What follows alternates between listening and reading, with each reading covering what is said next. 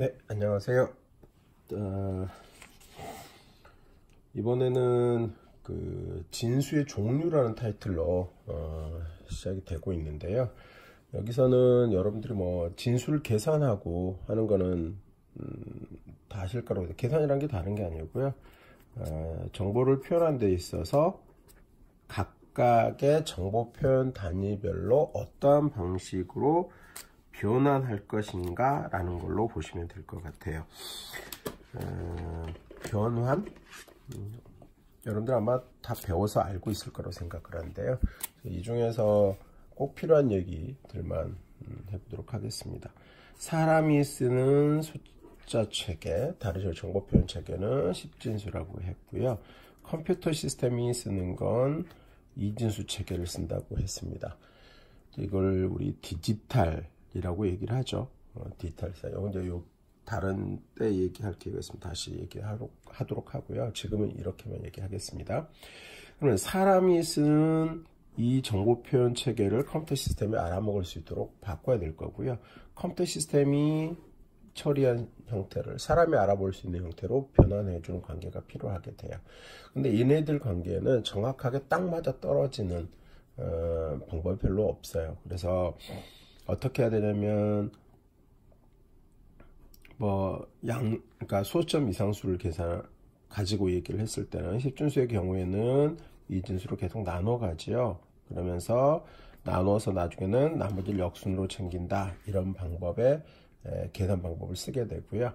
그 다음에 이진수로 늘어져 있는 경우에는 어떻게 합니까? 여러분들 알고 있는 것처럼 1 곱하기 2의 2승 더하기 0 곱하기 2의 1승 더하기 1 곱하기 2의 0승 이런 식으로 해서 계산을 해서 본래 십진수 숫자를 채우는, 다시 해서 이들 간의 관계는 계산이 필요로 하게 되는 관계가 존재를 하게 돼요. 그래서 이제 한번 생각을 해보면요. 십진수는 우리가 워낙에 친근하니까 크게 문제가 되질 않는데요.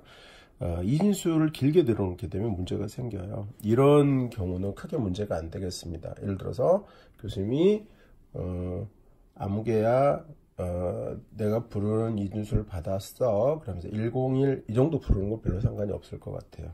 근데 교수님 굉장히 큰 숫자를 이진수로 불러준다 한번 가정을 해볼까요? 1101, 11, 11, 00, 11 이거를 만약에 전화상으로 부른다고 한번 생각해 보세요. 받아 듣는 사람은 한 번에 네? 교수님 뭐라고요? 이렇게 될 가능성이 굉장히 높은 거죠. 그래서 사람들이 이제 생각을 해보는 거예요.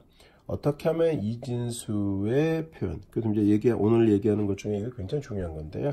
어떻게 하면 이진수, 다시 해서 디지털 컴퓨터 시스템이 쓰는 정보, 이진수의 개념, 정보, 그거는 유지를 하면서, 그 다음에 사람이라고 쓸까요? 사람이 인지하는 것 또한 용이하도록 쉽도록 하는 방법 없을까? 굉장히 중요한 얘기예요. 이걸 왜 그런지도 모르면서 하는 경우가 있는데 중요한 개념입니다. 이렇게 하는 방법이 없을까라고 하는 걸 생각을 하게 돼요. 그렇게 해서 생각을 해보게 된 게, 이러한 숫자들을 표현할 때, 긴 이진수를 표현할 때 정말 재밌게도요. 8진수, 16진수 개념으로 표현하면 사람들이 인지하기도 쉽고요. 그 다음에 이진수 개념이 안 틀어져요. 계산이라는 개념에 들어갈 필요도 없어요. 앞에 얘기를 잠깐 언급이 됐었는데 그것처럼 그냥 바로 보고 읽어내면 되는 거예요. 자, 그런 방법이 있더라라고 하는 거죠. 한번 해볼게요. 101 이렇게 있는 숫자 이진수를 예를 들어 설명하면요. 얘를 세 자리씩 묶어요. 이렇게 여기 없으면 00이 있다고 생각을 해야 되겠죠. 여기 보면 한번 생각해 보세요. 전구가 이렇게 세 개가 있다고 한다면 앞에 이 얘기 있었죠. 이렇게 있다면 이거 뭐라고 생각한다 그랬어요? 얘는 1이라고 쓰여져 있고 2, 4라는 표식이 달려있다고 생각하면 된다 그랬죠. 그럼 먼저 얘를 여기에 넣어보세요. 켜졌고 꺼졌고 이렇게 읽어보시라는 거예요. 그러면은 얘는 어떤 의미가 되죠? 좀 쓰기 애매해서 묶음을 그대로 내리기 위해서 이렇게 할게요. 자, 여기를 통과시켜서 켜졌고 하면 6이잖아요. 그 다음 거요. 켜지고 꺼지고 켜졌어요. 그럼 얼마예요? 네, 그 다음 수는 5가 되는 거예요.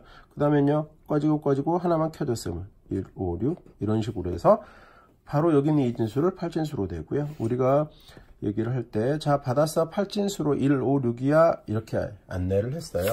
그러면 받아 적은 사람이 1, 5, 6 이렇게 하고 나서 다시 이 정보에 집어넣을까요? 6은 어떻게 하면 돼요? 6을 만들려면 4, 2, 1에 어떻게 켜고 끄고 하면 되는 거고요. 그 다음에 5는요, 네, 켜고 끄고 켜고, 1은 켜고. 이렇게 하면 바로 또 변환이 되죠. 그러니까 8진수와 2진수 간의 표현하는 게 너무 간단하게 되는 거고요. 사람들이 의사소통할 때도 크게 문제가 없을 것 같아요. 이 안에 있었던 내용 다시 생각해 보시고요. 마찬가지 지금 여기 써놓은 예제를 그대로 가지고 와서요. 자, 교수님 어떻게 써놨죠? 110, 1110 이렇게 써놨는데 이걸 방금 8진수 개념으로 했고요. 16진 개념으로 한번 변화를 시켜볼게요. 지금은 어떻게 하면 될까요? 나중에는 정구를 그냥 간단하게 그려야 할 건데 지금은 못 그리는 그림이지만 이렇게 그리고 있습니다. 이해하세요? 자, 얘는 8, 얘는 4, 2, 1 이렇게 써졌다고 보시면 돼요. 그리고 4개씩 묶으시면 돼요. 없어요? 그러면 0이라고 보시면 돼요. 자, 그러면 한번 해볼까요? 1, 0이잖아요. 그러면 여기는 얼마가 돼요? 다 더해 보시면은 14라는 개념이 돼요. 여기든 잠깐 얘기할게요.